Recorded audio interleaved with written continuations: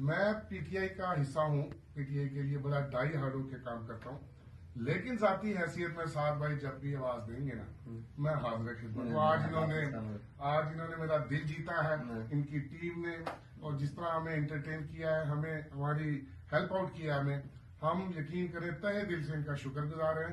और याद रखिएगा, दुनिया में कहीं भी मजलूम हो हम उसके साथ होंगे। अल्लाह हमें जालिम और मजलूम दोनों बनने से बचाए। साथ भाई मैं बड़ा छोटा सा आजिज सा इंसान हूँ, और आप जैसी बड़ी शख्सियत के साथ खड़ा हूँ, तो मेरे लिए एजाज की भी बात है। आपको अपनी अमान में रखे और आपकी मुश्किलात आसान करे। आप अगर इनकार कर देते हमें ये फॉर्म्स देने से, तब भी हम कुछ नहीं कह सकते थे, लेकिन जिस हिसाब से आपने हमें एक चीज में हेल्प आउट किया वो ऑलवेज याद रहेगा। देखिए, ये तो एक आईनी कानूनी हक है, तो हमारे पास जो है वो इंशाल्लाह हम हाजिर खिदमत रखेंगे, कोई मसला नहीं है। जज़ाकल्लाह। साहिब भाई, हम आपका ज्यादा कीमती वक्त नहीं लेंगे, तो इंशाल्लाह